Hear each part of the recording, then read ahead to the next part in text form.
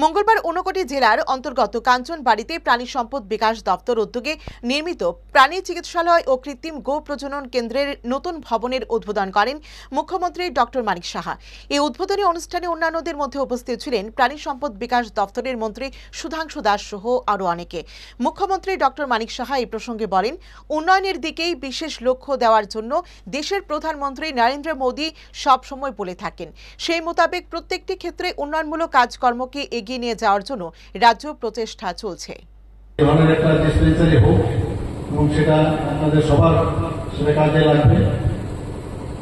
প্রাণী সম্পদের চিকিৎসা রোগ প্রতিরোধমূলক যে পরিষেবা দেওয়া হয় সারা ত্রিপুরাতে এখন পর্যন্ত 16টি ভেটেরিনারি হসপিটাল আছে।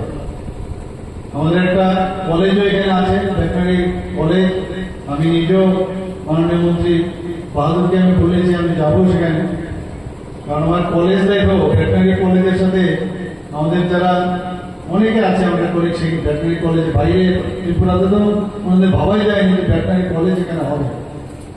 এর জন্য আমার ভেটেরিনারি কলেজ সম্পর্কেও একটা সম্ভব ধারণা আছে। আমি অনেকে বলেছি আমি যাবো, সেখানে ফ্যাকাল্টির একটু সমস্যা আছে, অনেকে আসতে চায় না ত্রিপুরাতে, তো সেটাও আছে। এখানে 7টি ভেটেরিনারি ডিসপেন্সারি আছে, 462টি ভেটেরিনারি সাব সেন্টার রয়েছে ত্রিপুরাতে। তো সেই লক্ষ্যে মুখ্যমন্ত্রী উন্নত গোধন প্রকল্পে যাতে কৃত্রিম প্রজননের জন্য 40,727 ডোজ যেটা সেক্স সিমেন্ট প্রয়োগ করা হয়েছে।